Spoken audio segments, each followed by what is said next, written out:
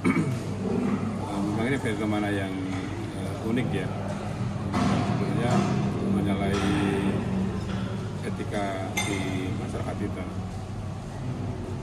karena seorang menantu melaporkan mertua sang adik ipar, melaporkan kakak ipar untuk perkara yang sebetulnya sangat sumir.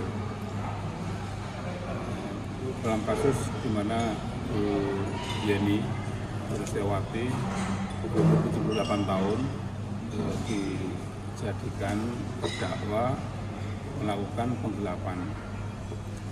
penggelapan sebuah cincin. Nah, pada itu kemudian setelah dalam persidangan, kemudian ancaman pidananya 372 itu kan 4 tahun. Jarang perkara yang 372 itu ditahan. Apalagi Bu Yeni ini umurnya sudah 78 tahun, tidak mungkin lari, dan barangnya itu juga sudah disita. Jadi apalagi yang mau dikhawatirkan, unsur kekhawatiran tidak terpenuhi, mengulangi, kemudian akan melarikan diri, mempengaruhi saksi, menghilangkan barang bukti, tidak terpenuhi. Nah, ini kalau kemudian dilakukan penahanan ini sungguh satu hal yang aneh dan merupakan, memang benar itu kewenangan, tetapi itu merupakan kesewenang-wenangan. Kewenangan yang digunakan secara sewenang-wenang. Nah, kami pada waktu itu sudah berusaha meminta atau mengajukan penangguhan penahanan atau pengalihan status tahanan, tetapi cukup ini kewenangan penyidik. Akhirnya adalah sampai ke persidangan. Nah, alhamdulillah di persidangan akhirnya majelis hakim sangat bijak, dan itu Yeni dialihkan status penahanannya sampai proses pengadilan. Nah, ini kan menunjukkan bahwa menjadikan indikasi bahwa di penanganan di kepolisian ini terjadi sebuah patut diduga terjadi sebuah kesewenang-wenangan. Nah, kemudian setelah sidang pembuktian pertama yang tidak pemeriksaan saksi korban atau pelapor, nah itu terbukti bahwa ternyata sebelumnya di peristiwa tanggal 8 Desember 2022 itu telah terjadi kesepakatan. Semula saksi pelapor ini mengelak, tapi kemudian setelah didesak-desak dan kemudian kita pancing bahwa pada waktu itu ya keluarga Bu Yeni hanya meminta fotokopi akte kematian. Nah, kemudian dia akhirnya terbukti, kemudian dia ngomong bukan akte, bukan fotokopi, tetapi fotokopi yang dilegalisir. Nah, berarti dia membenarkan bahwa terjadi peristiwa perjanjian. Jadi barang-barangnya suaminya Diana atau anaknya Ibu Yeni itu akan diserahkan, tapi ini gantinya hanya butuh fotokopi akte kematian yang sudah dilegalisir. Nah, alasannya tidak masuk akal, bukan tidak masuk akal, karena pada waktu itu sudah disepakati. Nah, karena khusus untuk kenang-kenangan, bapak saya sudah meninggal, kami berenam. Wajar kalau kami juga, saya misalnya meminta fotokopi akte kematian bapak, adik saya juga minta satu-satu sebagai sebuah kenangan. Itu sangat satu hal yang wajar. Malah tidak wajar kalau kemudian orang tidak ingin memiliki bahkan sekedar fotokopinya. Nah, jadi terbukti ada perjanjian seperti itu. Kemudian yang dijadikan dasar dari kedua perkara ini adalah akte hak waris, harta waris, akte keterangan harta waris yang dikeluarkan oleh seorang notaris. Di situ terungkap di dalam persidangan tadi terungkap bahwa pada waktu mengajukan itu ada si pihak Diana mengajukan juga KTP. KTP-nya Diana ini masih belum menikah. Padahal belum sebelumnya kawin. Sudah menikah ya? Bukan begitu, belum kawin. Ini kita bicara masalah formalitas. Oh iya. Kan akte itu kan tentang hukum formil. Aktenya itu di KTP-nya belum kawin. Bagaimana seorang yang belum kawin kok bisa mendapatkan harta waris dari suami? Ini jelas cacat formil, sehingga tidak bisa digunakan sebagai dasar untuk menjadi dasar bahwa dia merasa yang paling hak, yang dia berhak atas cincin, dia berhak atas rekening yang cuma 3,3 juta. Jadi saudara Sutikno di perkara 347 itu didakwa melakukan penggelapan dan atau peretasan secara elektronik ATM. Nah itu dasarnya itu adalah akte keterangan harta waris itu. Kalau akte keterangan harta warisnya itu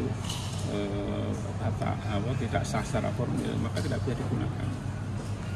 Kemudian akte itu diterbitkan pada tanggal 28 Januari 2023. Artinya kan baru bisa berlaku pada tanggal itu. Karena tidak mungkin sebuah produk hukum itu berlaku mundur atau retroaktif kecuali ketentuan khusus, misalnya undang-undang terorisme, kemudian undang-undang tipikor. Nah itu tidak berlaku, itu ditentukan. Tapi sebuah produk hukum tidak bisa mundur. Nah sementara yang dilaporkan itu pada tanggal 9 Desember 2022. Jadi kan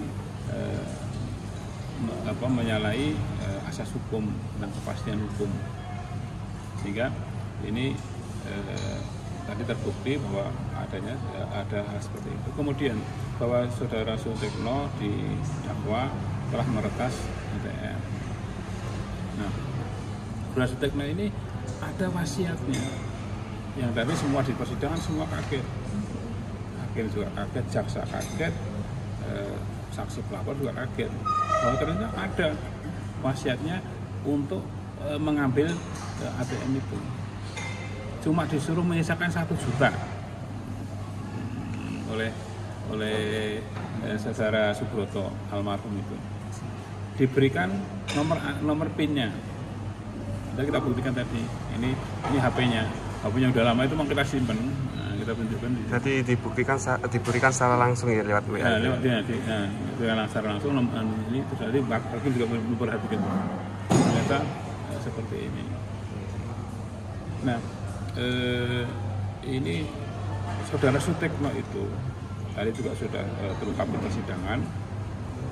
Dia itu kan adiknya itu sejak tahun 2017 sakit, 2017 sampai kemudian meninggal di 2 Desember 2022 itu sakit. Nah, saudara Sutikno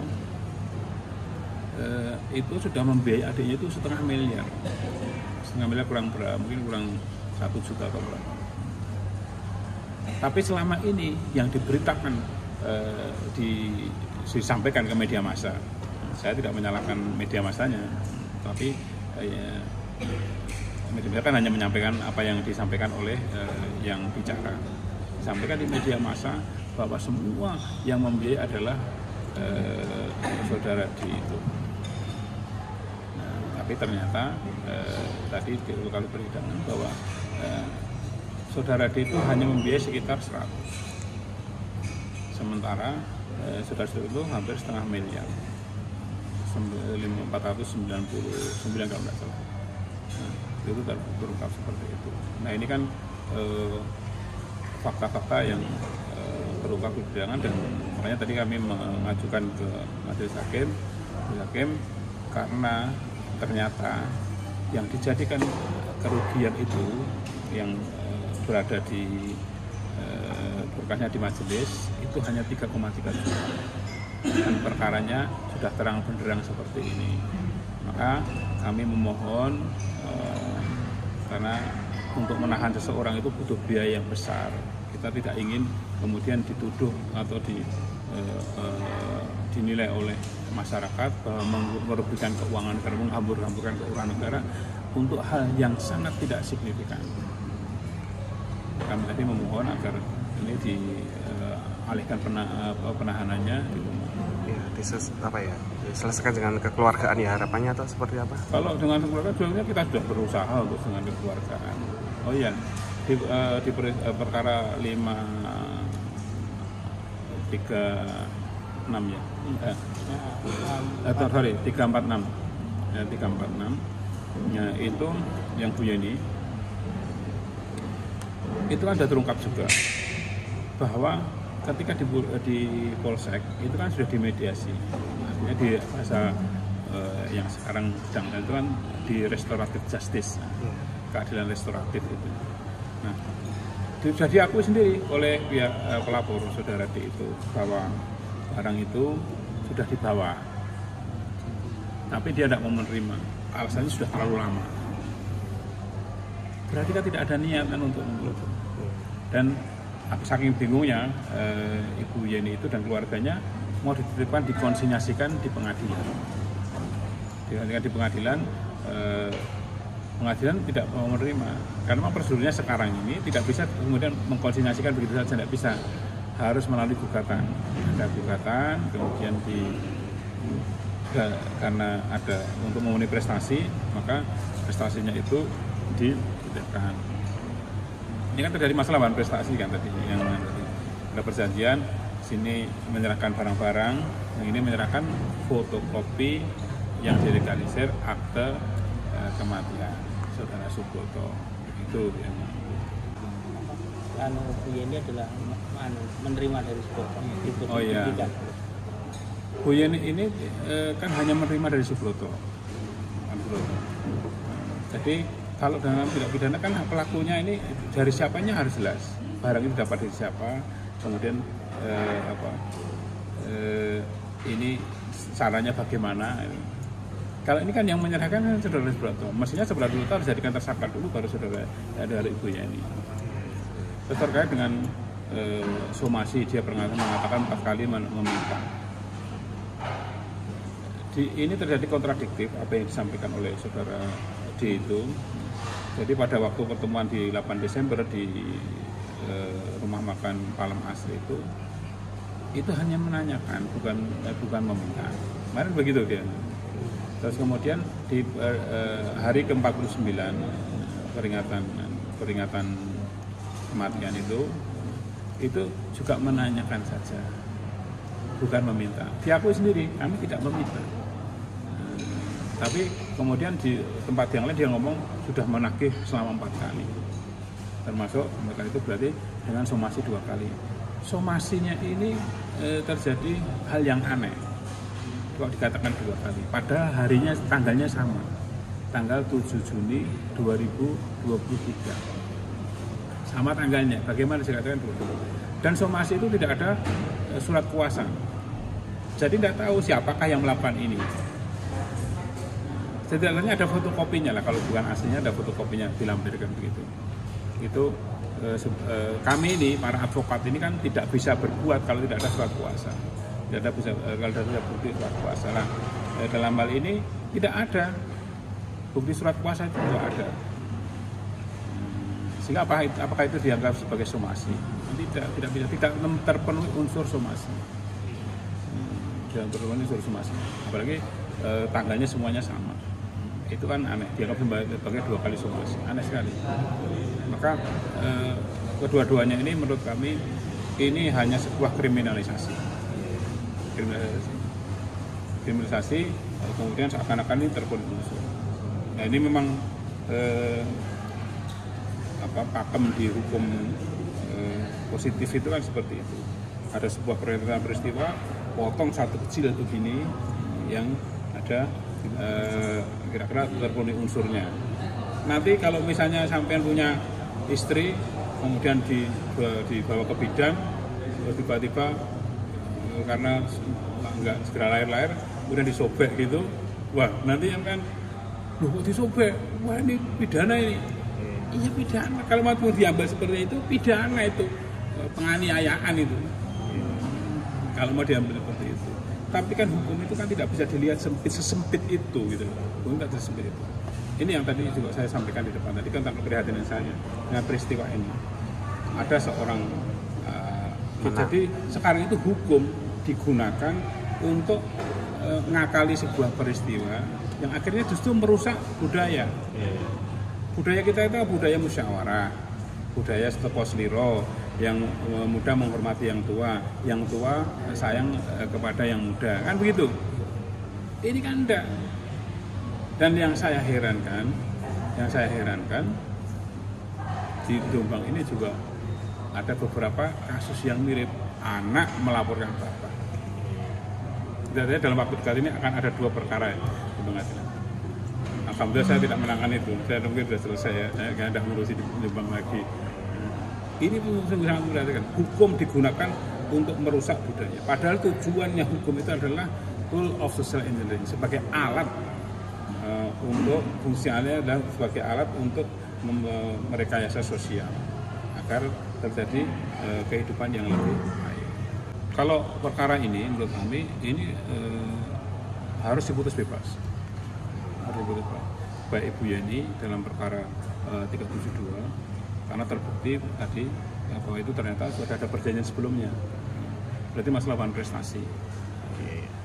Dan tidak ada niat. Dalam delik itu kan ada mens rea dan actus reus. Itu harus berkesesuaian. Harus ada niatnya.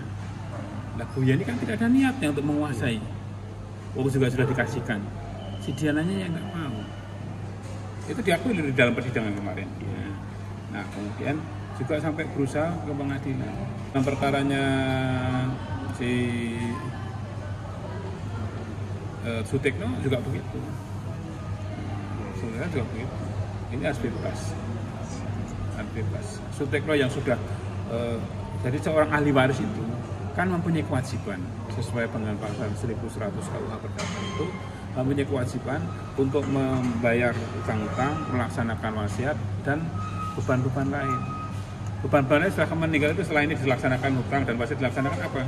Mengubur itu. Itu harus dilaksanakan. Berapa habisnya? 157 juta. Jadi biaya pengobatannya hampir si saudara-saudara itu sudah mengeluarkan hampir setengah miliar. Terus kemudian biaya penguburannya 157 juta hanya karena uang 3,3 juta. Kemudian ini rusak. Ini budaya kita itu dirusak oleh cara-cara seperti ini. Nggak boleh terjadi lagi ke depan ini. Semuanya harus introspeksi lah. Para penegak hukum itu harus memahami benar apa esensi hukum itu. Hukum itu bukan hanya untuk sekedar menegakkan, mengadili seseorang, menghukum seseorang, bukan itu. Tapi bagaimana berfungsi membuat tatanan sosial ini menjadi lebih baik. Budaya itu akan semakin untuk merawat budaya itu agar terjadi budaya yang terus berkembang. Bukan kemudian justru dipotong-potong dengan cara seperti itu, rusaklah nanti.